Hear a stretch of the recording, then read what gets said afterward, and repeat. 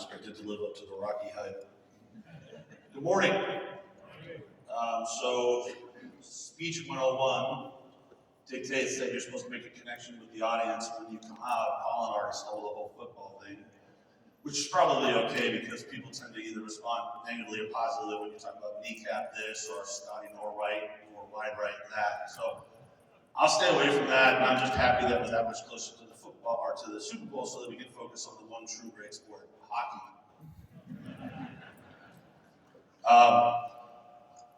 So moving this out of the way.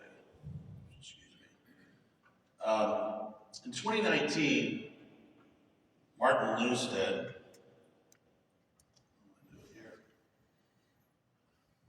global CEO of Volvo Group, gave a presentation at what used to be the NACV, North American Commercial Vehicle Show in Atlanta. And his pitch to the aftermarket section of that group was, we're an industry in transition. And it's safe to say that while there's been many shifts throughout the years, including a global pandemic that we had to get ourselves through, I would still say that we are definitely still an industry in transition. At the same time, Martin also introduced the concept, at least for the Volvo Group, and for us, that partnership is the new leadership. And really, we have seen that play out, and this isn't changing at all. We've seen that play out over the last 4 years and continue to play out with partnership is the new leadership. And the reality is, the transparency, the collaboration required to get us through the last 4 years is going to be even more so important through the next decade or beyond, as the industry, the commercial vehicle industry, changes at a pace that we haven't seen. I was joking with some folks last night. We had shockwaves when we went from mechanical engines to electronic engines 20 years ago or whatever that was. That was pace of change from a standpoint of what's going to happen. Big Brother's watching, drivers aren't going to like it. Of course, everybody loves it. But then nothing really happened until we started talking about alternative fuels, hybrid electrics, powertrains, and things of that nature.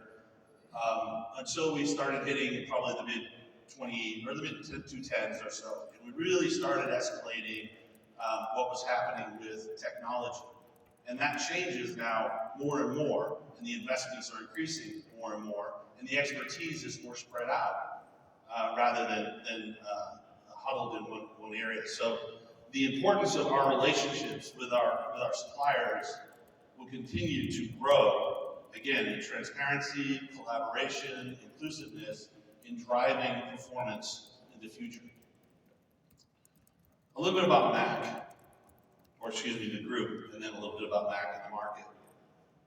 The commitment to North America is large when it comes to the Volvo Group. We are investing currently in the single largest product update in the group's history, a $2 billion investment in North America.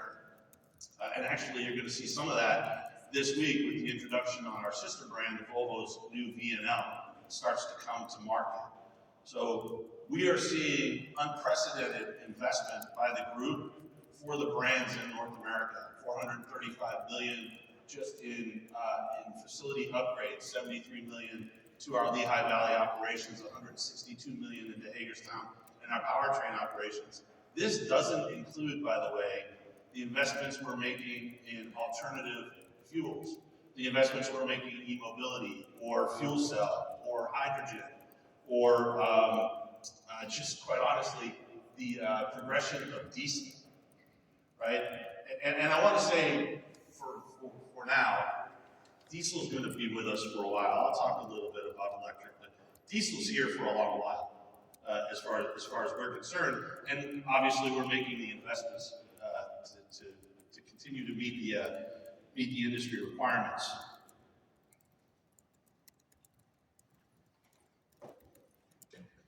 About the market.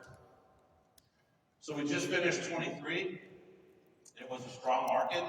The numbers you see are North America, or NAFTA, I guess UMCA is what you would call it. So the 2023 actuals came in at 338.49. You can see the numbers. I think the U.S. Canadian market actually finished at 296, 297, somewhere in that neighborhood.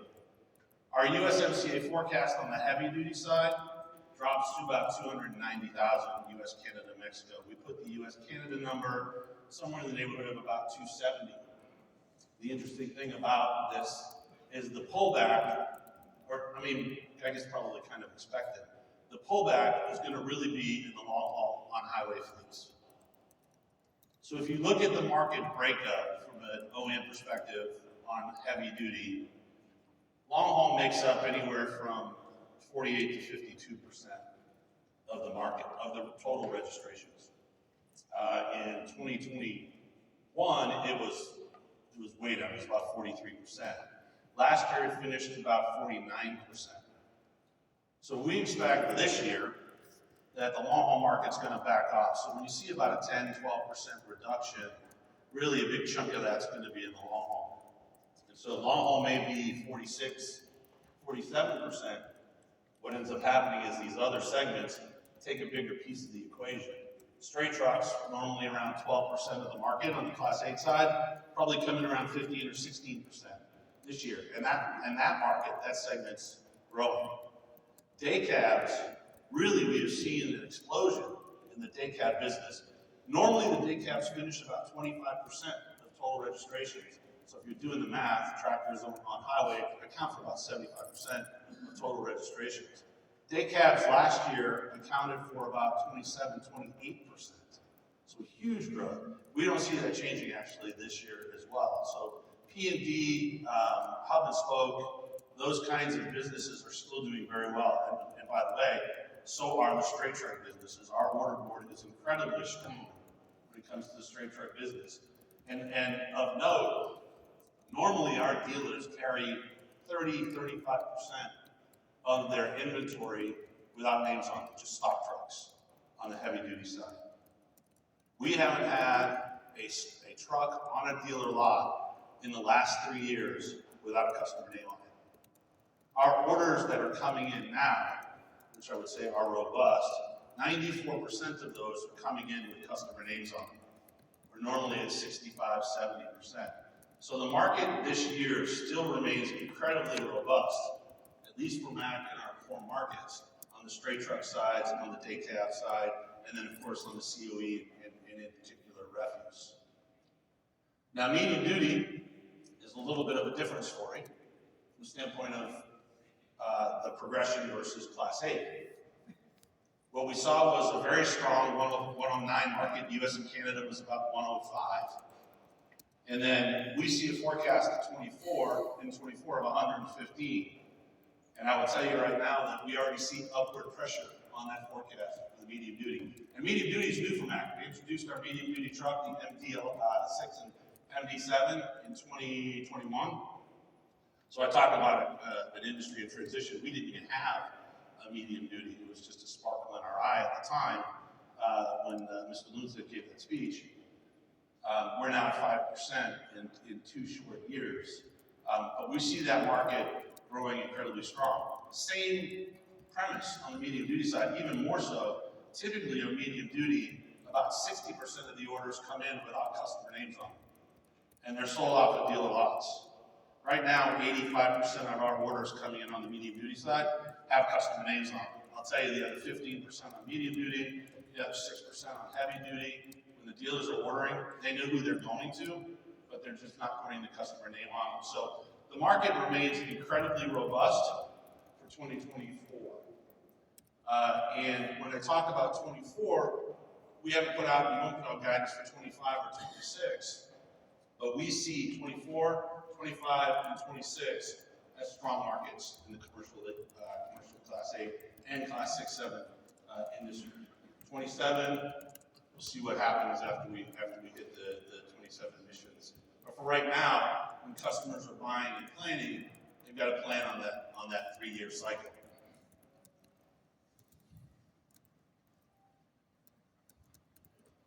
When it comes to technology and industry evolution, you've got electrification, you've got autonomous and connectivity. One of the things I find interesting is 4 years ago, or so, when Mr. Lewiston was giving the speech, there was a ton of interest, and everything was about autonomy and how we're going to manage autonomy. Really, everything has shifted, not everything, that's unfair to say. A lot has shifted more towards electrification, and autonomy is still out there, and then finally, connectivity. Electrification has its challenges, but we find that we are seeing more adoption of the technology, maybe at a slower pace than we anticipated we were going to see, but we see fleets jumping in.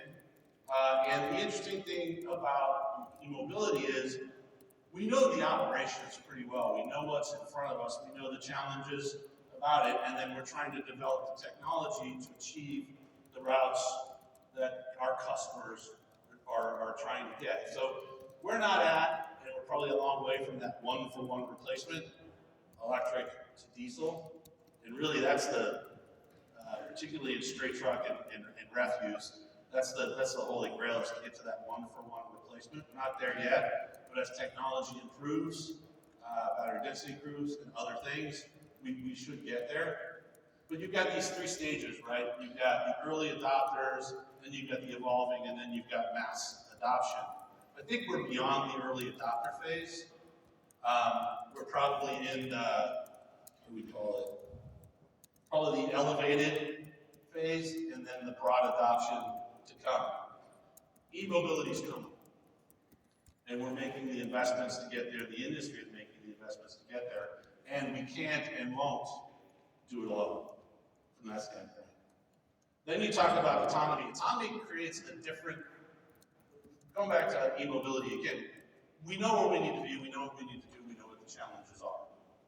Autonomy presents a different challenge for us. We know the benefits, right? Efficiency, sustainability, safety, but understanding how it actually operates and fits, and within what applications it fits, remains a bit of a challenge for us. We've got programs running where we're working on yards, granite yards, in contained environments within transfer stations on refuse, where we know we can control and maintain control, and it's a safe environment to do that. When you start talking about going out on the roads and how you're going to manage that, it creates a unique set of challenges. Not one that you don't want to pursue. We absolutely want to pursue autonomy, and we are. However, again, it creates different unique challenges for us that we're facing. And then lastly, connectivity. And you can argue that connectivity is probably not evolution, it's probably not new. However, the benefits that come from it continue to multiply in what we're able to share with our customers and how we're able to help them run their business. So connectivity, again, remains incredibly important for us. And probably not on here, but when you talk about electrification, maybe you change that to zero emissions or zero tailpipe emissions, right? Because electrification is not the panacea for the Class 8 industry. There's going to be other technology that helps us get to a sustainable future beyond electrification. Again, whether that be hydrogen fuel cells or hydrogen ice or something else that we hasn't even thought of yet. Talking about our business and our customers' expectations. When I started pedaling trucks back in 1995, I'll age myself a little bit, it was all about the truck, right? It was big, beautiful, bold, it was about horsepower, it was about torque, it was about startability, gradability, but really about the image of the truck. That's changed throughout the years. Maybe I'll replay that a little bit. But what's changed throughout the years is the truck is now not the end, it's a means to an end. It's a piece of the equation that we need to be able to provide to our customers in order for them to ultimately service their customers in the most efficient and profitable way they possibly can. And so what this leads us to is the development of services and solutions around the truck that are going to drive our business. And really, the truck just becomes, stole my heart, just an asset. But a very important asset, right? Because you still need to be able to supply an asset that's going to do the job it's intended to do, and do it in a way that's efficient, economical, and then ultimately satisfies the end customer. I almost look at it like, well, maybe a bad analogy nowadays, you want to be a referee in a game as the truck that no one really ever notices. It's just there, it does its job, it does it well, and it does it when it's supposed to. Right? I'll still argue that we have the best looking trucks on the road, but I might be a little biased on that. So you see us developing with our partners solutions to drive performance. Whether it's connectivity, whether it's subscription contracts, whether it's power by the hour where we're charging customers for hours of usage or miles, things along those lines to help the adoption and take out the purchase of a truck and bring in the purchase of a transportation solution. And this is an industry in transition for sure when it comes to that. Because again, we all love our iron, but the iron is only a piece in the equation. And in order to get where we need to get to, again, we're going to need to partner with suppliers who can help us achieve ultimately these goals.